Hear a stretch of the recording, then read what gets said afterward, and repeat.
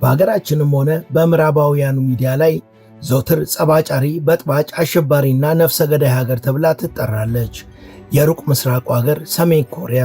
የሚገርመው ግን በ1950 ከተከናወነው የሁለቱ ኮሪያውያን ጦርነት በኋላ አንዲት የሰሜን ኮሪያ ጥይት አንድም የሌላ ሀገር ዜጋን ገድላ አታውቅም። ከሰሜን ኮሪያ የተተኮሰ ሮኬት ወይም ሚሳኤልም የሌላ ሀገር መሠረተ ልማትንና ተቋማትን አውድሞ አያውቅም። ሰዎችንም ገድሎ አያውቅም። ሀገሪቷ ከየትኛውም ሀገር ወይም ከየትኛው አንጃ ጋር ጦርነት ውስጥ ገብታ አታውቅም። ግና አሸባሪ ሀገር፣ አደገኛ ሀገር፣ ጸባጫሪ ሀገር፣ አምባገነን ሀገር ሲባል ስንሰማ ጭንቅላታችን ላይ ቀድማ የምትመጣው ሰሜን ኮሪያ ናት። ይህ ደግሞ ነገር እውነት ሆኖ ሳይሆን ለዓመታት በተሰራ ፕሮፓጋንዳና የውሸት ትርክት ምክንያት የመጣ ነው። በአሁኑ ሰዓት ሀገሪቷን የሚመሩት ወጣቱ መሪ ኪም ጆንጉንም ምንም እንኳን አምባገነን ናቸው እየተባለ ዛሬም ድረስ ስማቸው ቢጠለጠልም እርሳቸው ግን ፈታ ያሉ ቀንደኛ የማንቸስተር ደጋፊ የሆኑ እግር ኳስን አብዝተው የሚወዱ በሀገራቸው ውስጥ ከህዝባቸው ጋር በነጻነት የሚንቀሳቀሱ ናቸው። ግና ኪም ጆንጉንና ሰሜን ኮሪያ ሳይደርሱባቸው ጠላት ብለው የፈረጇቸው በርካታ መንግስታት ስላሉ ኪም ጆንጉን ከሀገራቸው ውጭ ሲጓዙ በባቡር ብቻ ነው የሚጓዙት። ይህ ኪም የሚጓዙበት ባቡር ደግሞ በዘመናዊነቱ፣ በአገልግሎቱ፣ በደህንነቱ እንዲሁም በምቾቱ የዓለማችን ቁጥር 1 ምርጡ ባቡር ተብሏል። This is the Tiangong. On board is Kim Jong-un, the ruler of North Korea. He almost never leaves his country, but when he does, he travels on rail in the so-called moving fortress.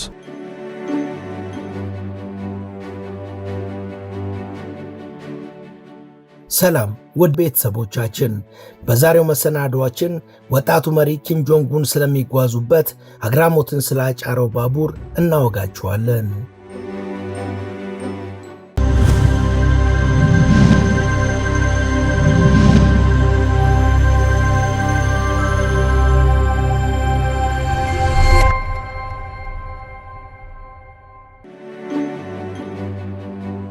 ሰሜን ኮሪያ ካሉባት ብዙ ጠላቶች አንጻር ክሎዝ ዶር ፖሊሲን የምትጠቀም ሲሆን በጣም ለምታምናቸው ሀገራትና መሪዎች ካልሆነ በስተቀር በሯን ለማንም ክፍት አታደርግም።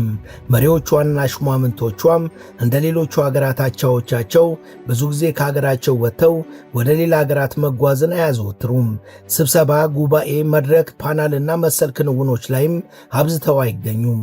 ቀድሞም ሆነ አሁን መሪዎቿ ከሀገር ውጭ የሚወጡት በጣም ጥቂት ጊዜያት ሲሆን እሱም ከልብ ወደሚያምኑት ወዳጅ ሀገር የሚያደርጉት ጉዞ ነው።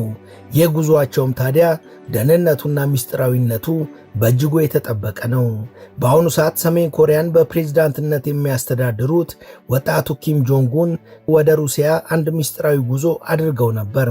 ታዲያ በዚህ ጉዞአቸው ወቅት የተጠቀሙበት ባቡር እጅግ አስገራሚና በጣም በረቀቀ ሁኔታ የተሰራ ነው። መጠሪያ ስሙ ደግሞ ታያንጎ ይባላል። በዚህ ባቡር የሚጓዙት ብቸኛው ሰው ደግሞ ኪም ጆንጉን ናቸው።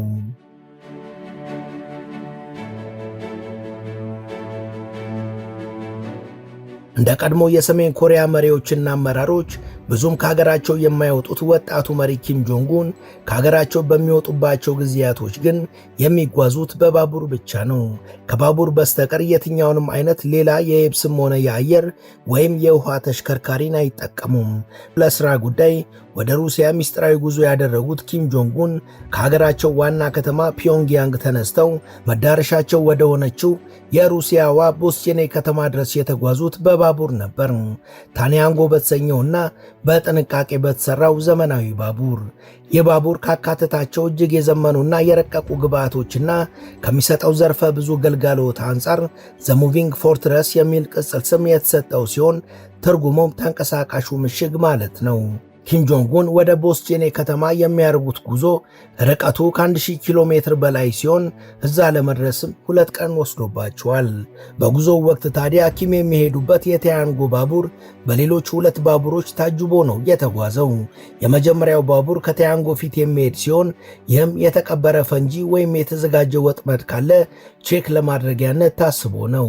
ሁለተኛው አጃቢ ባቡር ከታያንጎ ጀርባ ከሱ ኋላ ሆኖ የሚጓዝ ሲሆን ይህ ባቡር እጅግ የረቀቁ ዘመናዊ ጦር መሳሪያዎችን የታጠቀ የትኛውንም ጥቃት ከአየርም ሆነ ከምድር ቢሰነዘር ለመመከት ዝግጁ የሆነና የሚጓዙበት ታንያንጎ ባቡር ላይ ያነጣጠረ ነገር ከተፈጠረ ከመቅስፈት ለፕሬዝዳንቱና ለባቡሩ ጥበቃና ከለላ የሚሰጥ በተጠንቀቅ በቆሙ ኮማንዶዎች የተሞላ ባቡር ነው። ከነዚህ 3 ባቡሮች ትንሽ ቀደም ብሎ ዘመናዊ ሄሊኮፕተር በአየር ላይ የተጓዘ አካባቢውንና መንገዱን አስቀድሞ ይቃኛል።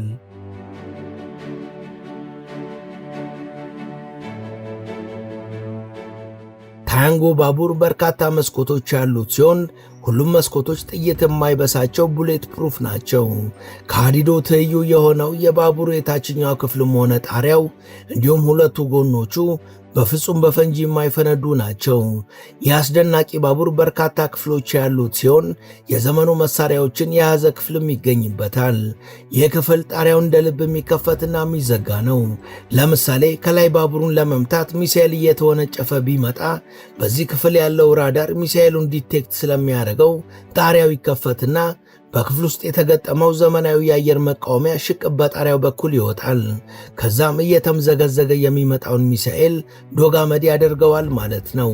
ከራዳሩና ከአየር መቃወሚያው በተጨማሪ ጸረ ሚሳኤል ሮኬቶች፣ 2 ዘመናዊ የማሽን መትረየሶች፣ በሁለት አቅጣጫ የሚተኮሱ ግዙፍ መሳሪያዎች እዚህ ክፍል ውስጥ ይገኛሉ። ሊሰነዘር የሚችለው ጥቃት ይህን ሁሉ ማለፍ ችሎ ኪም ጆንግ ኡን ጋር ከደረሰ ግን ኪምን ወዲያውኑ ከባቡር በማውጣት ወደ ሌላ ቦታ የሚያጓጉዝ ጸረ ሮኬትና ጸረ ሚሳኤል የሆነ ሄሊኮፕተርም በሌላኛው የባቡር ክፍል ውስጥ በተጠንቀቅ ቆሞ ይገኛል። እነዚህ ሁሉ የባቡር ግብዓቶች የኪም ጆንግ ኡን ደህንነትን አስተማማኝ ያደርጉታል። ይህ ባቡር እነዚህን ከፍተኛ ክብደት ያላቸው የበረከቱ መሳሪያዎችን በመያዙም ፍጥነቱ በተወሰነ መልኩ ዝግ ብሏል። ይህ ኪም ጆንግ ኡን የሚጓዙበት ባቡር በሰዓት 60 ኪሎ ሜትር የሚሄድ ሲሆን በተለይ አስቸጋሪና በረዷማ የሆነው የአካባቢው የአየር ንብረት የኪም ባቡር ከዚህ በተሻለ ፍጥነት እንዳይሄድ የበኩሉን አሉታዊ ተጽዕኖ ፈጥሯል። ውድ የመሿለኪያ ላይፍ ቤተሰቦች አብራችሁን ስለሆናችሁ ከልብ እናመሰግናለን። በአጭር ጊዜ በበርካቶች ተወዳጅ የሆነችው መሿለኪያ ላይፍ ቻናል የበለጠ እንድታድግ ሰብስክራይብ ያላደረጋችሁ አንድ ጊዜ ሰብስክራይብ በማድረግ እንድንበረታ እንድታግዙን አስታውሰን ተረካችንን እንቀጥል። ኪም ጆንግ ኡን ይህን ጉዞ ለማድረግ ከፒዮንግያንግ ከተማ የተነሱት የሩሲያውን መሪ ቭላዲሚር ፑቲንን ለማግኘት ነው። ረዘም ያሉ ሰዓታትንና ቀናትን በሚወስደው በዚህ ጉዞ ላይም ሆነው ቢሆን ሀገራቸውን ልክ እንደ ወትሮ ለመምራት ግን ምንም አይቸገሩም። እዚህ ባቡር ላይ የተገጠሙላቸው የረቀቁ ነገሮች በሙሉ ቀንም ሆነ ሌሊት ሀገራቸውን በአግባቡ ለማስተዳደርና ከሹማምንቶቻቸው ጋር ለመወያየትም ሆነ ለመሰብሰብ ያስችላቸዋል። ከፋክስ ማሽን እስከ ቴሌቪዥን፣ ከሳተላይት ስልክ እስከ ኮንፈረንስ ሩም፣ ከእንግዶች ጋር ከሚወያዩበት ከሪሴፕሽን ክፍል እስከ ለአንድ ውይይት የሚያደርጉበት ክፍል፣ ብቻ ባጭሩ ይህ ባቡር ተንቀሳቃሽ ከተማ ነው ቢባል ማጋነን አይሆንም። የባቡሩ ውስጠኛ ክፍል በጣም ያማረና የተዋበ ነው። ደማቅ ሮዝና አረንጓዴ ከለር ያላቸው ሶፋዎችም የሚገኙ ሲሆን በየመስኮቱ የተሰቀሉ ለዓይን የሚማርኩ መጋረጃዎችም አሉ። በየክፍሉ ያሉ አምፖሎች በአበባ ቅርጽ የተሰሩ ሲሆን በዜብራ ከለር ያሸበረቁትና በበፊተኛው ዘመን ሞዴል የተሰሩት ወንበሮችም ለባቡር ውስጠኛ ክፍል የበለጠ ድምቀትን ሰጥተውታል። እዚህ ባቡር ውስጥ ያለው ሬስቶራንት ደግሞ በእጅጉ አግራሞትን የሚያጭር ነው። ሁሉም አይነት ምግብ በሽበሽ በሆነበት በዚህ ሬስቶራንት ውስጥ ጣዕማቸው ጣትን የሚያስቆረጥሙ የኮሪያ፣ የቻይና፣ የጃፓንና የፈረንሳይ ምግቦችን ያገኛሉ። በዚህ ባቡር ላይ መንገደኛ ከሆኑም በፈለጉት ሰዓትና ደቂቃ ወደ ሬስቶራንቱ ጎራ በማለት ያሻዎትን ምግብ መመገብ ይችላሉ። በዚህ ባቡር ውስጥ የሙዚቃ ኦርኬስትራ ቡድንና ጥሩ ዘፋኞችም ስላሉ ኪም ጆንግ ኡንም ሆነ መንገደኞች በደበራቸው ሰዓት እነዚህ ሙዚቀኞች አሪፍ ሙዚቃዎችን እየተጫወቱ ፈታ እንዲሉ ያደርጓቸዋል። ወደ ባቡሩ ሌላኛው ክፍል ስትገቡ ደግሞ ጥይት መከላከያ የተገጠመላቸውና የዘመኑን ጣሪያ የነኩ እጅግ ዘመናዊ መርቼዲስ መኪኖችን ያገኛሉ። እነዚህ 2 መርቼዲስ መኪኖች ባቡሩ የመጨረሻው መዳረሻ ላይ ሲደርስ እንዲወርዱ ይደረጋል። ከዛም ከሁለቱ ባንዱ መርቼዲስ ኪም ይሳፈሩና ወደ ቀጠሯቸው ቦታ ያመራሉ ማለት ነው።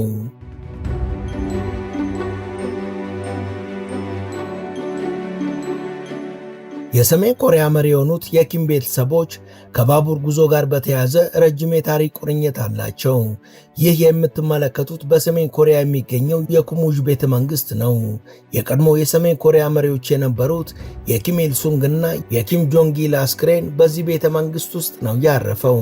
ታዲያ የሁለቱ መሪዎች አስክሬን ባረፈበት ስፍራ ላይ ሁለቱ መሪዎች በየፊናቸው እየተጠቀሙባቸው በነበሩ ሁለት ባቡሮች ዲዛይን የተሰሩ ሁለት ባቡሮች ከእያንዳንዳቸው አስክሬን ጎን ተቀምጧል። በዚህ ቤተ መንግሥት ኪም ጆንግ ኢል ይጓዙበት ከነበረው ባቡር ጎን ቆመው የተነሱት ፎቶም ግድግዳ ላይ በፍሬም ተደርጎ ተሰቅሏል። ከዚህ ጎን ለጎን ኪም ጆንግ ኢል የተጓዙባቸው በርካታ ቦታዎችም በካርታ ተሰቅሎ ይገኛል። ይህ የቤተሰቡ በባቡር ብቻ የመጓዝ ታሪክ ደግሞ የጀመረው ያለ ምክንያት አይደለም። የቀድሞ መሪ የነበሩት ኪም ጆንግ ኢል የከፍታ ፍርሃት ስላለባቸውና በአውሮፕላን መጓዝ ይፈሩ ስለነበር ነው በባቡር ብቻ ለመጓዝ የወሰኑት። በዚህ ወቅት ታዲያ ይህ የባቡር ጉዟቸው ደህንነቱ ሲጠና በእርግጥም ከአውሮፕላን ወይም ከሄሊኮፕተር አሊያም ከመኪና ጉዞ በተሻለ አስተማማኝ ደህንነት ያለው የባቡር ጉዞ እንደሆነ ያረጋግጣሉ። ይህን ተከትሎም ኪም ጆንግ ኢል የትኛውንም የውጭ አገር ጉዞ በራሳቸው ዲዛይን ባሰሩት ባቡር ማድረግ ጀምረዋል። የሚገርመው በ2001 ኪም ጆንግ ኢል ከፒዮንግያንግ ወደ ሞስኮ በባቡር ተጉዘዋል። ኪም ጆንግ ኢል ከ20 ኪሎ ሜትር በላይ ርቀት ያለውን ይህን ጉዞ አድርገው ለማጠናቀቅም ከ25 ቀናት በላይ ፈጅቶባቸዋል። በወቅቱም ቢሎኖቭስኪ የተሰኘ የሩሲያ ዲፕሎማት አብሯቸው የተጓዘ ሲሆን ይህ ዲፕሎማት ጡረታ ከወጣ በኋላም ከኪም ጋር ባረገው በዚህ ጉዞ ዙሪያ መጽሐፍ ጽፎ አሳትሞ ነበር። የቀድሞ መሪ ኪም ጆንግ ኢል ይህን ረጅሙን ጉዞ ካደረጉ ከ3 ዓመታት በኋላ በ2004 ለሥራ ጉዳይ ወደ ቻይና እንደተለመደው በባቡራቸው እየተጓዙ ነበር። ታዲያ ባቡራቸው ቻይና ድንበር ጋር የሚገኘውን የኮሪያውን ዩንግቾን ግዛት አልፎ ከሄደ ከአንድ ሰዓት በኋላ እጅግ ከባድ የሆነ ፍንዳታ በዚህ ግዛት ላይ ተከስቷል። በዚህ የባቡር ሐዲድ በተዘረጋበት ስፍራ ላይ በተከሰተ ከባድ ፍንዳታም 166 ሰዎች ወዲያውኑ ሲሞቱ ከ1300 በላይ ሰዎች ከባድና ቀላል ጉዳት ደርሶባቸዋል። የዚህ ፍንዳታ ምንጭ ሲጣራም በግዛቷ ላይ በነበረ የባቡር ጣቢያ ላይ የነዳጅ ቦቴ ከኤሌክትሪክ ገመድ ጋር በመገናኘቱ ነው ተብሎ ነበር። ግና የፍንዳታው ምክንያት ይህ አይደለም፣ ፍንዳታው ኪም ጆንግ ኢልን ለመግደል የተቀነባበረ ነው በማለት በርካቶች ሐሳባቸውን ሰጥተው ነበር በወቅቱ። ይህን ፍንዳታ ተከትሎም መሪው ኪም ጆንግ ኢል የባቡራቸውን ደህንነትና አስተማማኝነት ለማስጠበቅ በርካታ ነገሮችን አሰርተዋል። ከዛ ጎን ለጎን የትኛውንም ጥቃት መመከት የሚችል ብቃት እንዲኖረውም ማስደረግ ችለዋል።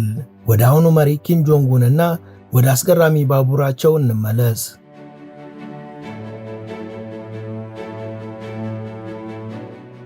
ወጣቱ መሪ ኪም ጆንግ ኡን የሚጠቀሙበት ታያንጎ የተሰኘው ባቡር በዘመናዊነቱና በደህንነቱ ረገድ ባለው አስተማማኝነት ከዓለማችን ባቡሮች ቀዳሚው ነው ይባላል። ታያንጎ የተሰኘው መጠሪያ ስሙ ትርጉሙ ፀሐይ ማለት ሲሆን የባቡር ውበትና ግዝፈት የኪም ጆንግ ኡን ሌላኛው መገለጫ ተደርጎ ይቆጠራል። የሰሜን ኮሪያ መሪዎች ቀድመው የነቁ በመሆናቸው ነው ባቡርን መጠቀም የጀመሩት።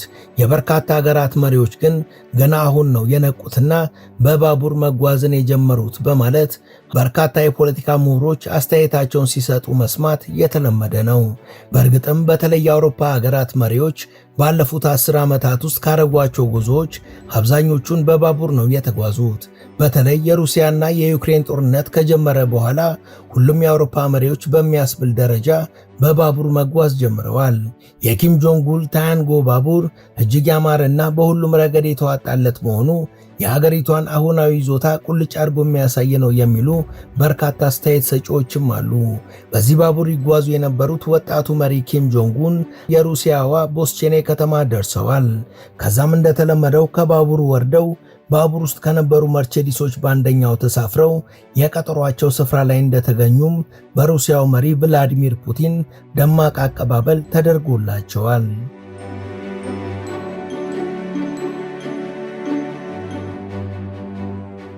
ፑቲን ከዛ በኋላም ኪምን የተለያዩ ቦታዎችን አስጎብኝተዋቸዋል። የሩሲያ የስፔስ ምርምር ጣቢያ፣ የአውሮፕላን ማምረቻና የፓስፊክ ድንበር ኪም የጎበኟቸው ስፍራዎች ናቸው። ከጉብኝቱም በኋላ ሁለቱ መሪዎች ከካቢኔዎቻቸው ጋር ቮድካ እየተጎነጩ በባሌት ዳንስ ፈታ ብለዋል።